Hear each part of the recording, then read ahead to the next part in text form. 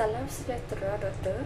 Nama saya Kau Siu Beije. Nombor matrik saya di 2024 1111844. Dalam video ini, saya akan menerangkan secara ringkas mengenai teori pelaziman operan Skinner yang merupakan salah satu teori yang penting dalam bidang psikologi pendidikan dan sering digunakan dalam konteks pengajaran dan pembelajaran di sekolah.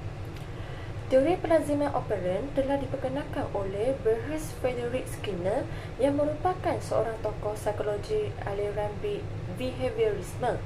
Menurut Skinner, tingkah laku manusia boleh dibentuk dan diubah melalui peneguhan serta akibat daripada tingkah laku yang dilakukan sebelum ini. Teori ini dibuktikan melalui eksperimen menggunakan kotak Skinner yang menunjukkan bahawa tingkah laku individu akan cenderung berulang sekiranya diberikan akibat yang positif. Skinner membahagikan tingkah laku manusia kepada dua jenis utama, iaitu tingkah laku responden dan tingkah laku operan.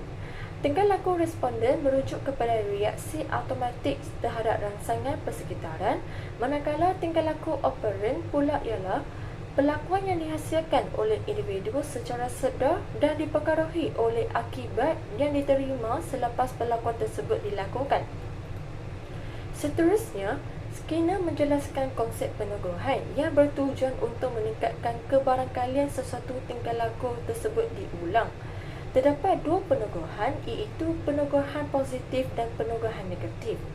Peneguhan positif merujuk kepada pemberian ganjaran seperti pujian, hadiah atau respon yang positif selepas tingkah laku tersebut ditunjukkan.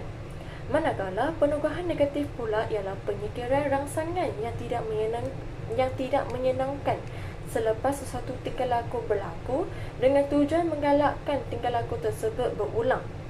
Selain peneguhan, Skinner turut membincangkan tentang hukuman yang bertujuan untuk mengurangkan atau menghentikan tingkah laku yang tidak diingini. Iaitu, yang pertama, hukuman persembahan yang melibatkan pemberian rangsangan yang tidak menyenangkan, manakala hukuman penyikiran pula merujuk kepada penarikan balik ganjaran atau keistimewaan akibat perlakuan yang tidak sesuai. Teori ini juga memperkenalkan prinsip primak yang dikenali sebagai Grandma's Rule.